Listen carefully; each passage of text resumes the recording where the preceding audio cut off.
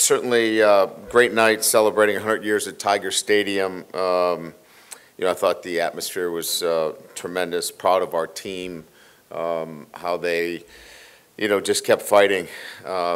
They believed they were going to win the football game. I think you probably heard that from, many of the comments from the players that were interviewed after the game. They had a belief that they were prepared and they were going to find a way to win the game. And so,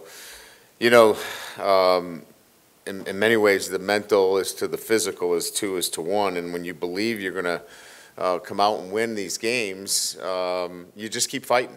And closing out games is part of what you need to do. And they closed it out, and game-tying drive, converted 2 fourth downs, overcome, some 3rd and 10s. Again, the defense held Ole Miss to no touchdowns in the second half and in overtime. And if you told me going into the game they won't score a touchdown in the second half, and if it went to overtime they wouldn't score a touchdown, I'd say we got a pretty good chance of winning the football game. So, exciting night. And because of that, we had some offensive players of the week. I want to mention Braden Swinson again. For the 3rd time, has been honored in this league by being the Defensive Lineman of the Week. Whit Weeks was the Defensive Player of the Week, 18 tackles, a sack, a TFL, and a forced fumble. And then Garrett Nussmeier, 337 yards passing, 3 touchdowns, and he leads the SEC in passing with 18 touchdowns. So, again, just a great night.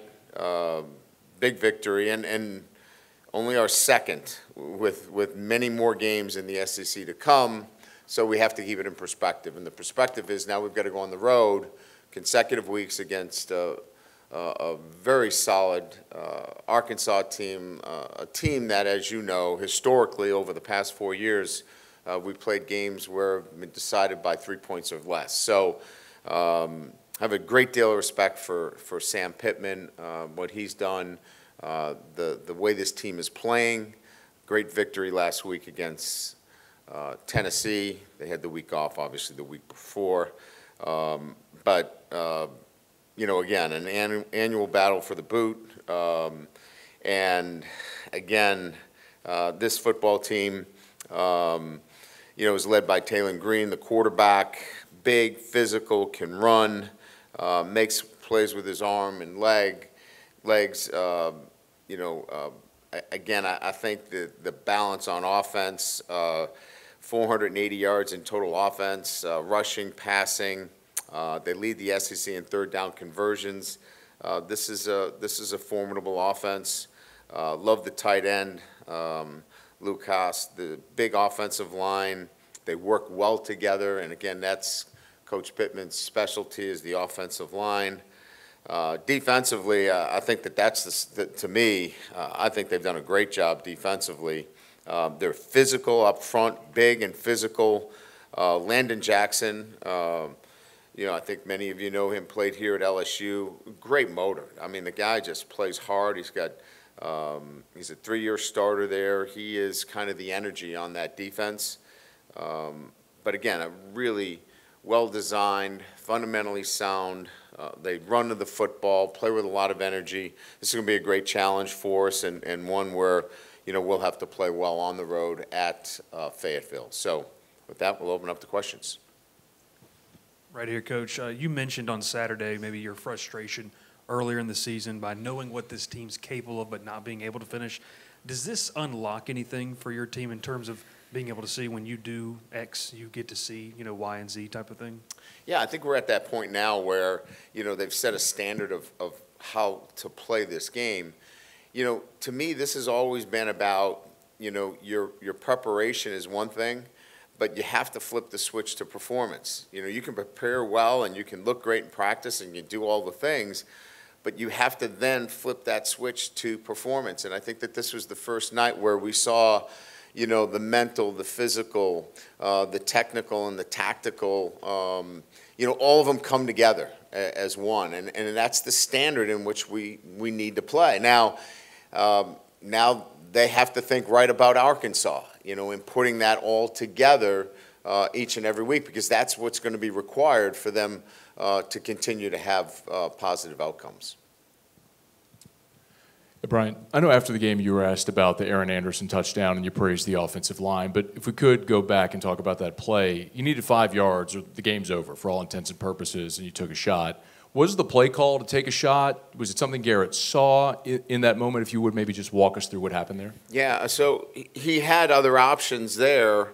There in many of the offensive structured plays in those situations, as you can imagine, he's going to have an opportunity to get the ball out quickly if something presented itself.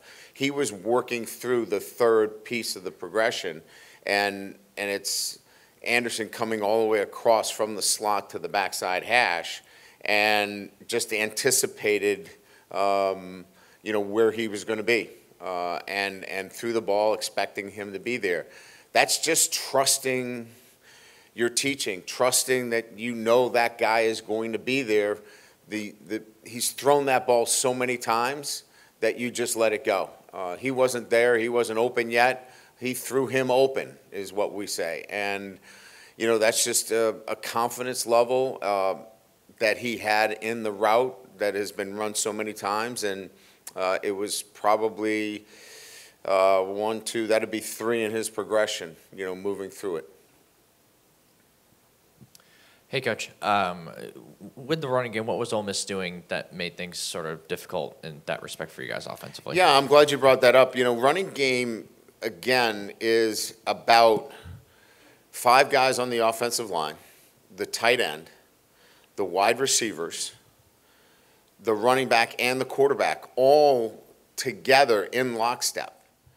And the success or the lack of success, we had 23 running plays. And we break down the running plays as a successful running play is 4 yards or more, or a first down in a critical down.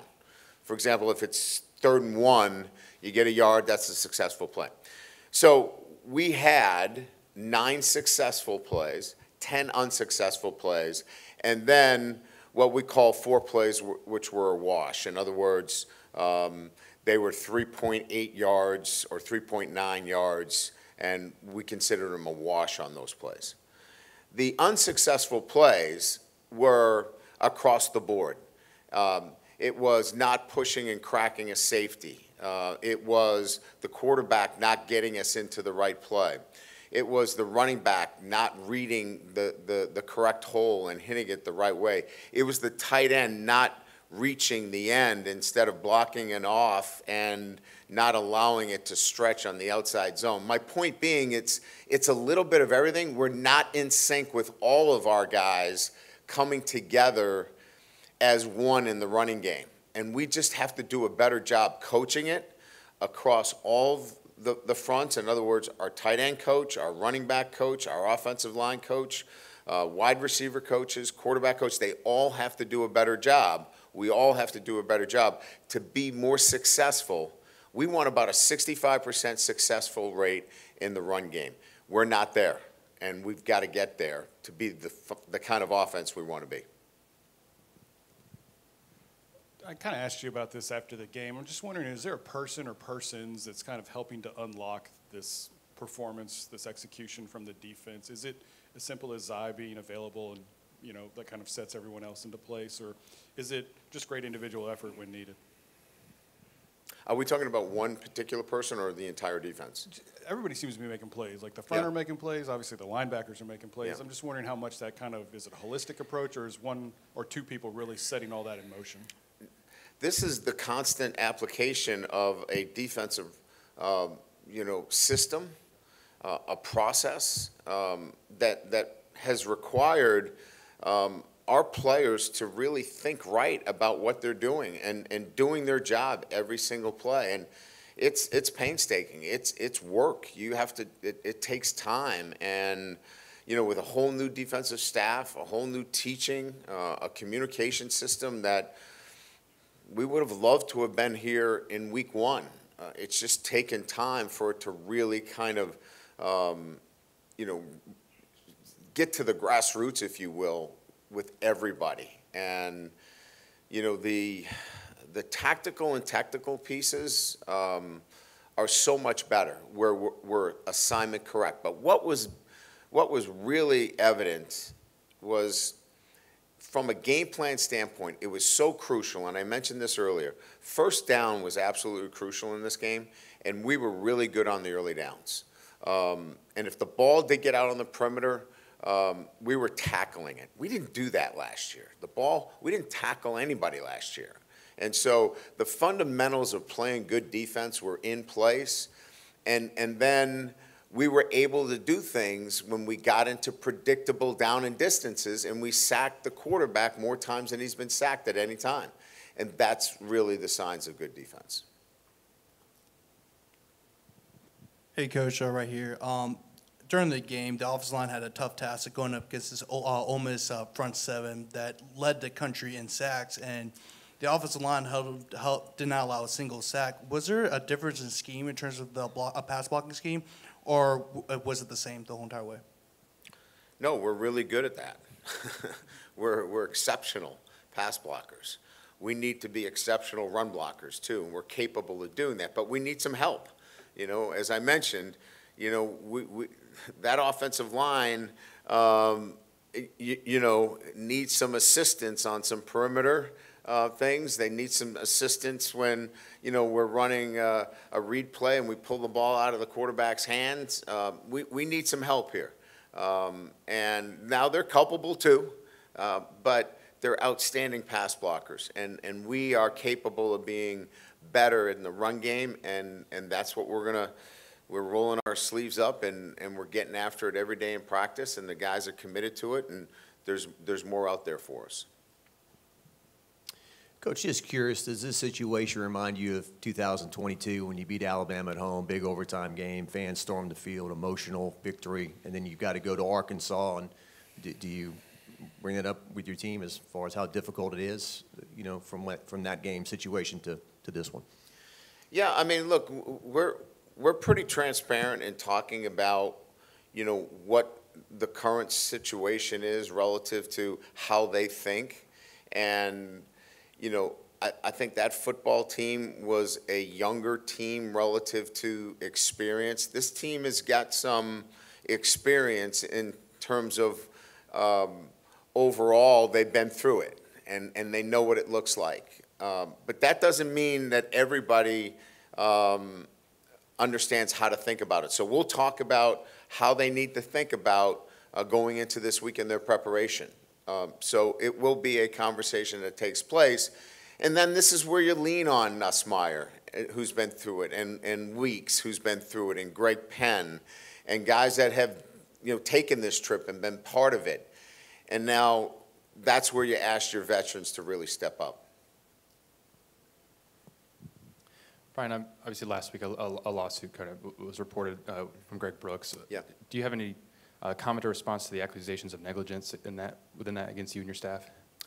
No, I mean, I think it's well known, and we've talked about the love that we have, our entire team, for Greg Brooks. You know, a leader, beloved by his teammates, and we'll continue to have that. But unfortunately, you know, lawsuits come out in our culture, in our society, every day, and it is what it is, but it doesn't change the way we feel about Greg, and our support is going to be there. We hope and pray for only the best for him, but when it comes to lawsuits, our kids, players, coaches, we just really focus on Greg and hope and pray that he's one, you know, and the guy that we focus on, and we stay away from anything that has legal ramifications. Coach, over here, two questions. First question, Garrett Nussmeier, obviously coming in third clutch at the end with the touchdown pass to set up overtime, and obviously the game winner. Also, just for him, just to separate, because he likes to take the deep shots and the big plays, just kind of separate him trying to also run maybe 4 or 5 yards, kind of take what the defense gives you, and just kind of balancing that with Garrett? And then the second question is Corey Raymond and just his impact in the cornerback room and how that group has improved and what you've seen from that room. Well, again, I think, Garrett needs to, like any other player, continue to grow. And I think, within the structure of the defensive coverages that he's going to see, he saw a lot of two-trail match coverage, which, I think we saw Joe Burrow last night get man coverage and the whole field opened up and he took off. I mean, I'm not saying Garrett Nussmeier is Joe Burrow, but, those openings do occur and I think he saw that last night and the other night. And that's going to be part of his development and seeing that he can run, in fact, will run. Doesn't mean we're going to put in a quarterback run package for him. But when the opportunity arises, he knows that he's capable of doing that and helping his football team. So I think that was a great learning experience for him. I think, the turnovers themselves, I think he would tell you that, he just needs to be a little bit cleaner in his drops and be a little bit more disciplined in his drops in those situations. And those are things that he's always worked hard on, and he'll go back working on those in practice. As it relates to the development of the defensive backs, that's why we hired Corey. Those are our expectations of Corey. He's got a lot of experience. He's in this business a long time, and he can impart that knowledge and that wisdom of coaching, the cornerback position in particular, in a manner that it's not going to happen overnight, but it's going to happen in time. And he's got a lot of young players there, and the veteran that he did have there is getting healthier and healthier. And we're seeing Zy really come, to the forefront of the cornerback position for us. And so he's done a really nice job in what we've asked him to do. Yeah, Brian, with Trey Diaz, is there, because of the injuries in the wide receiver frame, is there more consideration of trying to figure out how to get him on the field more in a wide receiver or a slot role? There is. And quite frankly, I think that's, what we have to do. We're probably in a position now where, watching him play, all of the complexities of playing the tight end position can be eliminated by, getting him more in a wide receiver role. And I think we're getting to that point where we've made that decision that has to happen. He's a talented player. We saw him on the touchdown, how easy it is for him to flash his hands and catch the football. And he just gives us more versatility. So, I think you're going to see that moving forward. Brian, my Garrett Nussmeier running question was already asked. So I want to ask you about when they rush the field like that. Is that scary at all? This is like your third one here. Yeah. You got enough state troopers and offensive linemen around you to feel. Yeah, I mean, okay? it always is a result of a good thing, and so from that perspective, I guess your mindset is okay. That's good, but it's not comfortable. You're in a mass of people, and you're being, moved through a crowd of people, and you're worrying about somebody getting knocked down, and it's not something that you enjoy. Let's put it that way. You love the fact that you won the game. You love the fact that people are celebrating an incredible victory, but the implications of what has to happen next is they're rushing you off the field, and it quite frankly is unsettling. Coach, it seemed like in the second half your receivers were able to get a lot more separation. Was a lot of that because you guys just decided to, maybe not decided, but just started attacking the middle of the field a little bit more as the game went along? Yeah, so it was a lot of cover two. It was a lot of 2 and 2 trails. So we needed time in the pocket, and we needed to get our guys across the field. So, you can attack them one of two ways. You can go vertical down the field, or you can work your way across the field in a lot of 2 deep coverages. And this was getting across the field essentially and gaining separation. And that's kind of what you saw in the second half, is that we were working routes that were taking time to get across the field, but eventually they were getting open. Brian, you talked post-game about maybe getting some players back soon. Who would those kind of guys be that can maybe get back on the field here potentially as soon as this weekend? Anybody? Well, I hope to get a couple of receivers back, at least. I think Daniel's got a really good chance of being back.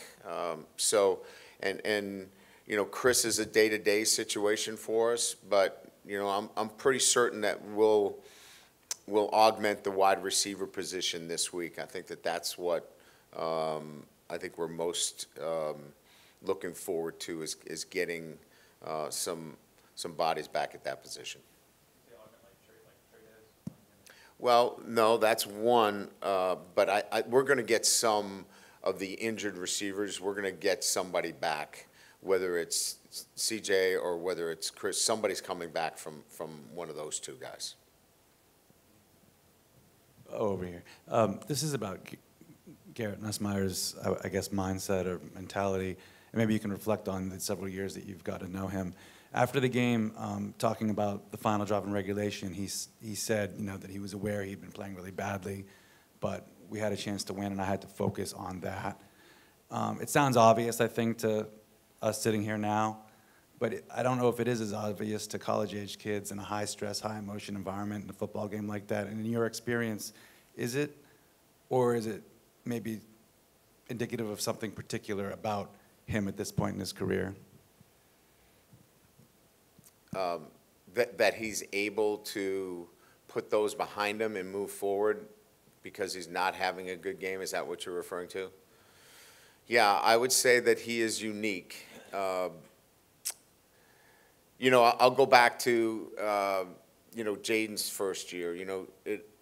Jaden, would process very well, and knew if there were struggles that he could fight through them. Garrett's in that first year of starting as well, but has the ability to have an awareness that, I've got to find a way to get through this. And on the sideline, he is talkative. He is always looking for solutions, like what can we do here versus the coverages that I'm seeing. And he'll say, I like this play. Can we come back to this? And so I just think he's always engaged, looking for answers.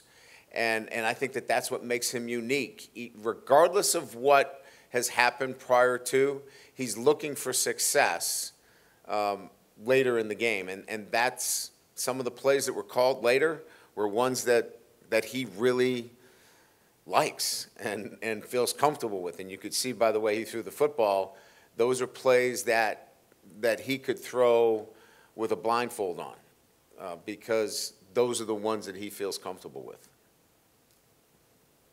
Yeah, Brian, two Arkansas questions. First one is about what kind of, influence has Bobby Petrino had on their offense? And secondly, is Arkansas's quarterback just a more mature version of South Carolina's quarterback as far as characteristics of what they do? Bobby Petrino makes a big difference in their offense. It is diverse in its running game. I don't know that I've seen as many schemes offensively in terms of, you can't rep all the run schemes that they have. I mean, it is diverse. So he has made a big difference in what they do offensively. The quarterback is a unique player in that, first of all, he is long speed as fast as anybody that we'll see. So he's got great speed. He's got escapability. And I think he throws it better than the quarterback from South Carolina. So this is a guy that is a real threat.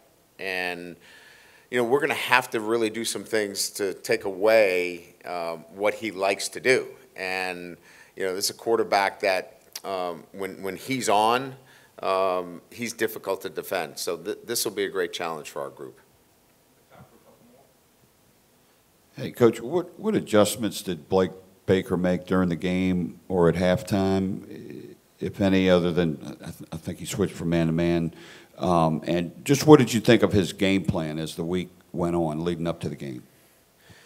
Well, it didn't change very much other than we did not give them a consistent look at any time. We felt like the most important thing was to mix coverages up. If we gave them a consistent look at anything, we felt like that was going to be the issue. And so we wanted to mix up coverages, and I thought our guys did a really good job of holding the shell, which is, you know, most important, and then post-snap getting into something else, which affected the quarterback in terms of his decision-making. And you saw on several occasions he held on to the football because he got something different post-snap. I think what Blake did a really good job is we had a number of check with me's, and in other words, they would check, we would check, and it became a bit of a chess match throughout the game as to who was going to get the last check in. And sometimes they did, but sometimes we did as well. And so it was a chess match in the second half. And when you keep them off from scoring touchdowns, you know, obviously for 2 quarters and in overtime, you feel like you won that battle. Right up front. I got another Blake Baker question for you.